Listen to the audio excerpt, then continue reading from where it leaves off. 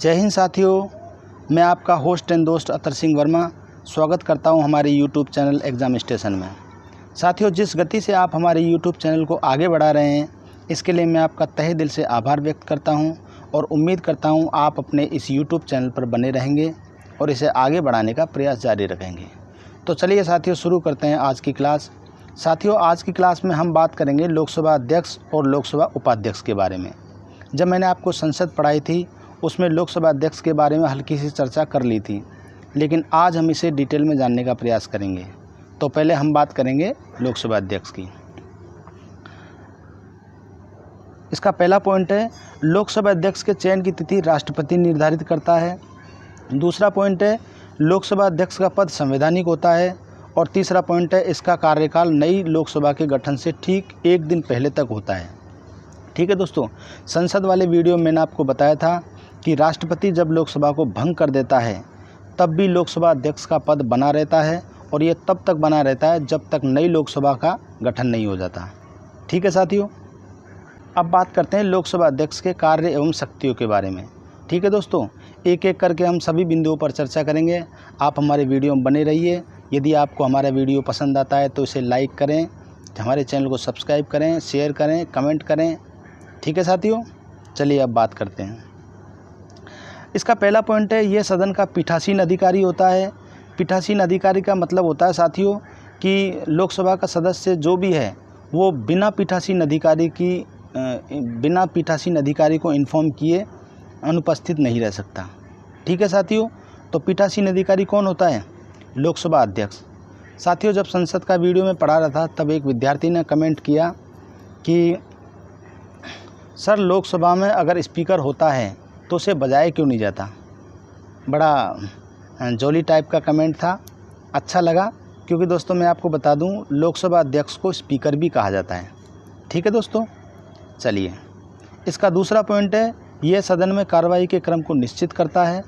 ठीक है दोस्तों, कि कार्रवाई किस प्रकार की जाएगी उसका पूरा क्रम निश्चित करता है लोकसभा अध्यक्ष। तीसरा पॉइंट है, यह सभी सदस्यों को उनकी मातृभाषा में बोलने का अधिकार दिलाता है। चौथा पॉइंट है, धन विधेयक का अंतिम निर्णय लोकसभा अध्यक्ष करता है।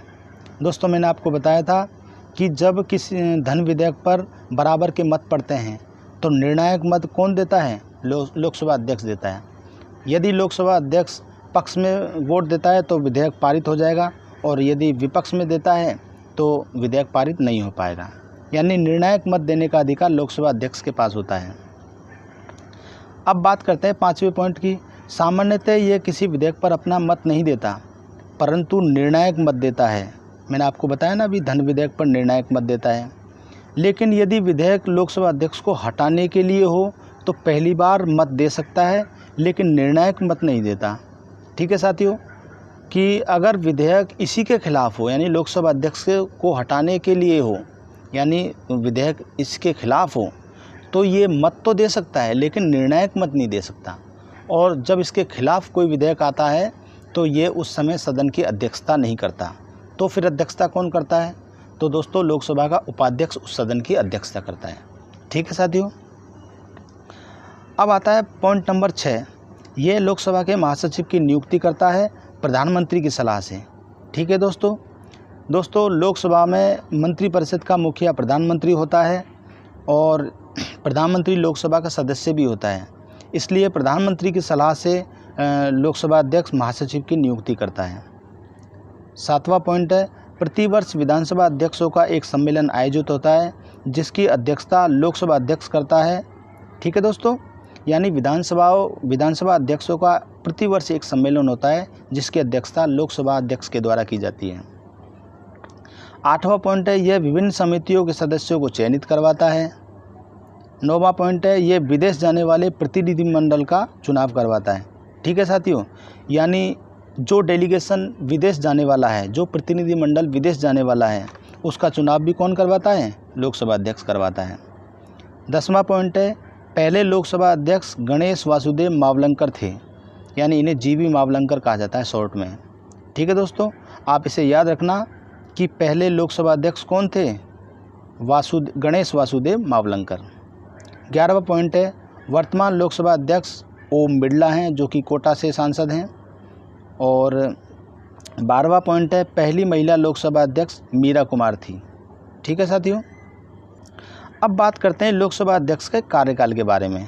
ठीक है साथियों, मैंने आपको संसद वाले वीडियो में बताया था कि लोकसभा अध्यक्ष का कार्यकाल तब तक बना रहता है जब तक नई लोकसभा का गठन नहीं हो जाता। देखो दोस्तों, राष्ट्रपति अनुच्छेद 85 के तहत लोकसभा को जब भंग कर देता है, लोकसभा भंग होने के बाद भी लोकसभा अध्यक्ष का पद बना रहता है, और जब तक बना रहता है तब तक नई लोकसभा का गठन नहीं हो जाता। ठीक है साथियों, राज्यसभा एक स्थायी सदन है जिसका कोई कार्यकाल नहीं होता, परंतु उसके सदस्यों का कार्यकाल 6 वर्ष का होता है। इसके सदस्य प्रत्येक 2 वर्ष पश्चात सेवानिवृत्त या अवकाश होते रहते हैं, जबकि लोकसभा एक अस्थायी सदन है जिसके सदस्यों का सामान्यतः कार्यकाल 5 वर्ष होता है, जब तक बहुमत रहता है। अब इसके वेतन के बारे में बात कर लेते हैं। वर्तमान में राज्यसभा के सभापति और लोकसभा के अध्यक्ष दोनों का वेतन 4 लाख है। ठीक है दोस्तों, अब यहाँ पे छोटा सा नोट है, दल बदल के आधार पर संसद के सदस्यों की अयोग्यता का निर्धारण लोकसभा अध्यक्ष के द्वारा किया जाता है। ठीक है दोस्तों, मैंने आपको अनुसूचियाँ पढ़ाई थी, उसमें बताया था कि अनुसूची 10 में दल बदल से संबंधित प्रावधान किए गए हैं। ठीक है दोस्तों, अब बात करते हैं गणपूर्ति और कोरम संख्या की। गणपूर्ति और कोरम संख्या होती क्या है दोस्तों? गणपूर्ति और कोरम संख्या का मतलब होता है कि एक निश्चित लोग यानी 1/10 सदस्य उपस्थित होने चाहिए, तभी सदन की कार्रवाई संचालित की जाएगी। ठीक है दोस्तों, आइए एक करके सभी पॉइंटों पर बात करते हैं। इसका पहला पॉइंट है, यह वह सदस्य संख्या होती है जिसके बिना सदन की बैठक संचालित नहीं होती। दूसरा पॉइंट है, यह सदन की कुल संख्या का 1/10 होती है, यानी सदन में 1/10 सदस्य होने चाहिए, मतलब 10% सदस्य होने चाहिए, तभी बैठक संचालित होगी। तीसरा पॉइंट है, लोकसभा के लिए 55 और राज्यसभा के लिए 25 सदस्य होने चाहिए। साथियों, जैसे लोकसभा में कुल सदस्यों की संख्या 552 होती है, तो 552 का 1/10 55 निकल के आता है, और राज्यसभा के सदस्यों की संख्या संसद में कुल होती है 245, तो 245 का 1/10 लगभग 25 सदस्यों के आसपास आता है। ठीक है दोस्तों, अब बात करते हैं सत्र के बारे में। इसके महत्वपूर्ण 3 सत्र होते हैं, उन सभी पर चर्चा करेंगे अपन। संसद के 3 सत्र होते हैं। पहला होता है ग्रीष्मकालीन सत्र या बजट सत्र। ठीक है दोस्तों, यानी ग्रीष्मकालीन सत्र को बजट सत्र भी कहा जाता है। यह सबसे लंबा व सबसे महत्वपूर्ण सत्र होता है। और दूसरा है मानसून सत्र, तीसरा है शीतकालीन सत्र। ठीक है दोस्तों, यानी संसद के 3 सत्र होते हैं, ग्रीष्मकालीन, मानसून और शीतकालीन। यहाँ पे नोट मेंशन किया हुआ है, एक सत्र से दूसरे सत्र के मध्य अधिकतम अवधि 6 माह हो सकती है। सत्र को आहूत करना और सत्र का सत्रावसान या समाप्ति करना राष्ट्रपति का कार्य है। राष्ट्रपति संयुक्त सत्र को संबोधित करता है।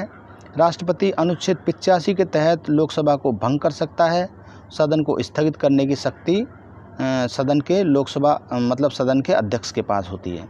ठीक है साथियों, मैंने आपको बताया था कि राष्ट्रपति अनुच्छेद 108 के तहत दोनों सदनों की संयुक्त बैठक को आहूत करता है, यानी संयुक्त बैठक बुलाता है।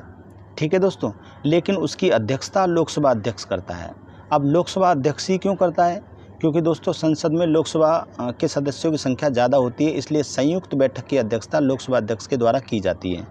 ठीक है साथियों, लेकिन अनुच्छेद 85 के तहत राष्ट्रपति लोकसभा को भंग भी कर सकता है। चलिए दोस्तों आगे बढ़ते हैं। अब बात करते हैं इसकी आयु की।